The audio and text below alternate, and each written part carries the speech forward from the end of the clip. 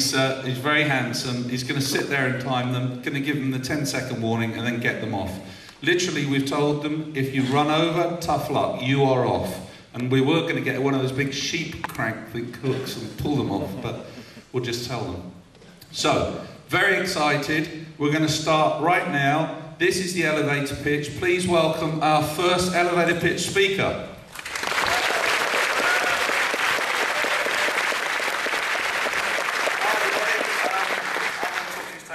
JSFL framework I've written for making new tools in Flash. Firstly, what is JSFL? Well, if you use Flash, you've probably seen it. It's every command and every user action you ever do. You can rerun these actions as commands. You can even write extensible panels.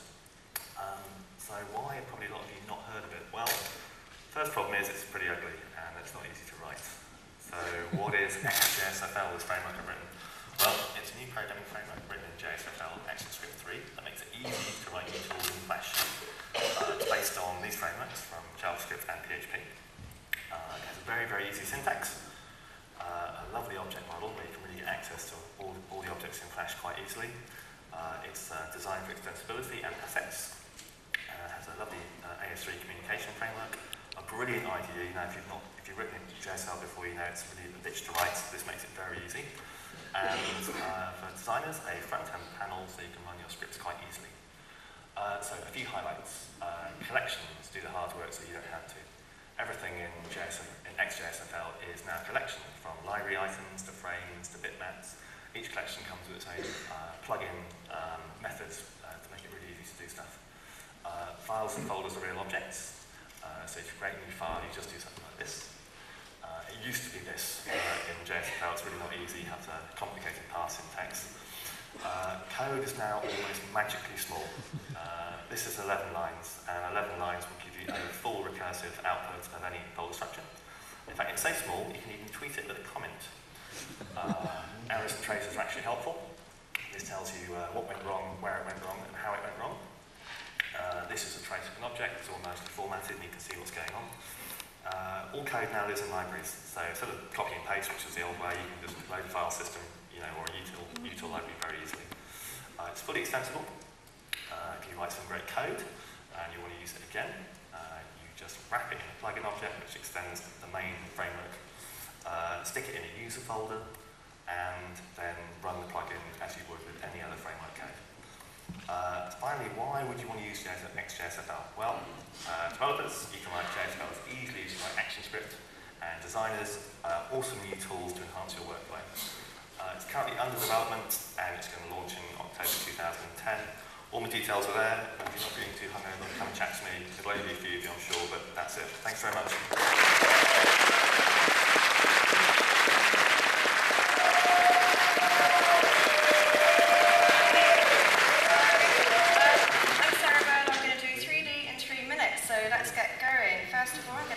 Cylinder. I'm going to drag that up, maybe a little bit more than that, so his head's going to be tiny. Subdivision height of 8. I'm going to go into vertex mode, drag these vertices.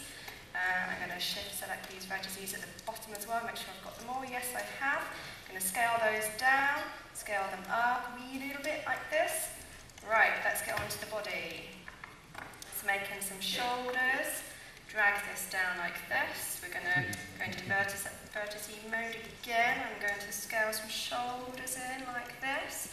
Give them a little bit of a belly. Too many McDonald's. There we are. Okay. Let's get that in place. Get that central. Right. Another cylinder. This is going to be his legs. Drag that up like this. It's going to be a height of 3. I'm going to do a rotation in the Z direction. Bring this down so it's in his hip direction. He's got massive hips there. Let's just bring that down, scale that down there. Great. Right. Drag these vertices in the middle, scale them down. Go into face mode. What I want to do now is to select a load of faces, and I'm going to extrude them and make his legs. I don't want those middle bits. You have one leg. And I'm going to extrude it down like so, and he's going to look like a weeble, but doesn't matter. Into vertex mode, drag select those. I haven't even looked at you guys yet, I don't even know if there's anyone there. Right, back to faces again. I'm going to extrude this down. I'm making some feet, some slightly wonky feet, but never mind. Drag that out like this. Yay, he's got legs, he can stand now. Right, I'm going to get rid of this grid because it's in my way. And I'm going to do proper Blue Peter. Here's one I made earlier because I'm properly cheating here. Here's an arm. I've got 3 minutes. How can I do this in 3 minutes? Right, scale this in the x-axis so we have an arm on the other side. Right, let's give him some face. Let's get him some face. Right, we're going to do a cylindrical mapping, 360-degree sweep so that his face is on the front and nowhere else. Back into object mode. Make his top white, make his legs blue. What I'm going to do is pick up his face on the front. I'm going to give him a little shirt texture that I made earlier. Right, let's zoom into this. 10 seconds, cool. I think I should be able to do it. Yay! Right, there we are, cool. One Lego man with a tiny little head, but never mind. My name's Sarah Bird, thank you.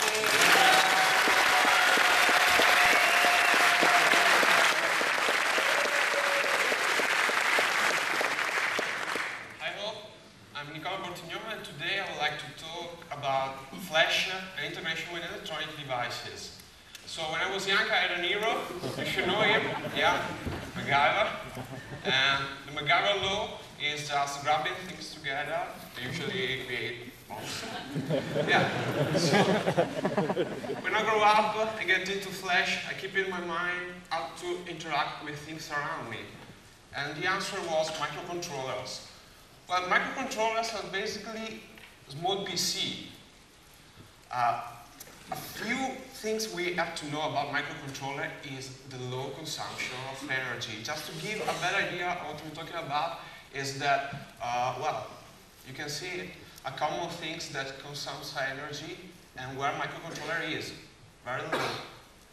And costs just $2 for microcontrollers, when usually a CPU costs more than 100, or home PC, or, well, yeah, Mac, we all know. Okay, another thing that people don't know is that microcontrollers are really everywhere. 80% in 2009 was of CPU cell was microcontrollers. They are really, really everywhere. Now back to Flash. There's some good news for you. You don't need to know electronics or electronics theory or low languages like assembly or C++. But there are also bad news. That, yeah, I'm a liar. No, I explain you better the concept. Is that there are lots of ready-to-use devices. So you don't need to know theory or something particular technical to do it. You can choose your level to start with. You can also choose the way you can talk with that, and Flash that you do it in many ways.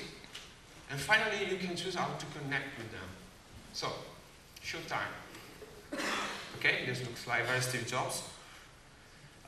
Please look on the side. Okay, I realize a Flash application on my magical devices. Please, someone can suggest me a color? Green, perfect. Okay, here we are. And just, okay, Java read with this through Wi-Fi. Yeah, you can do it in your home or wherever you want, connecting to electronics device around. Yeah, we can also do some funky pattern. Okay, now, so, if you are a designer, a creator, or an artist, please try to do something cooler than this, okay? Yeah, if you are a developer, a programmer, or a hero, please try to do something smarter. Okay? Thank you. Thank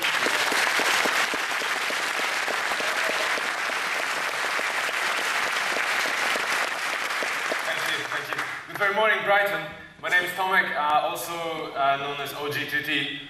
No, I'm on Twitter, blog 2T, not blog job or something. I wanted to tell you a few stories about webcams. You know, webcams are like a human brain. We only use it 10% of time. And I think we should do more with it, especially that we've got great webcam API in Flash. And HTML5 still can't do webcam access. So we're the cool kids. So I developed this framework called HighSlope. which actually does live video processing. So you can develop a video filter or effect, and what you get the user interface. You get all the sliders and all the knobs. You can actually adjust your params. It's like Pixel Blender. You write a kernel, and then everything is there for you. So it's easy to manipulate. Okay, let me show you the demo.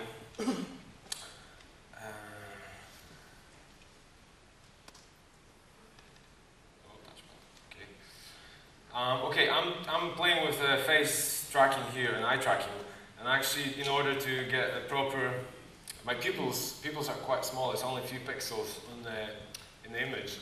So in order to do it correctly, I had to enlarge my eyes. So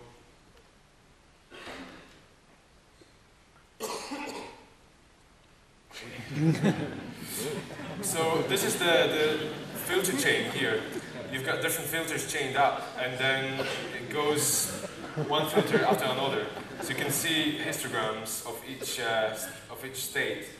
So what happens here, I'm detecting the face here, and then I know kind of by percentage of where the face is placed. I can determine the eye area, and then I do some motion tracking in this area of eyes. Then I can actually apply this placement map here, which I can turn a scale to. Okay, and then I can apply other effects. I can do posterization, for example. And then if I enable posterization, it enables me to get different areas with different shades, and I can do blob detection. And then I can use these points to do something like maybe Voronoi triangulation, for example.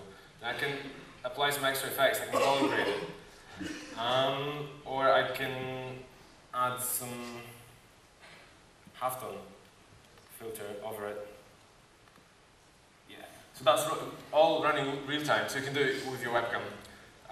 You can download the whole thing. Okay, that's me. Thank you.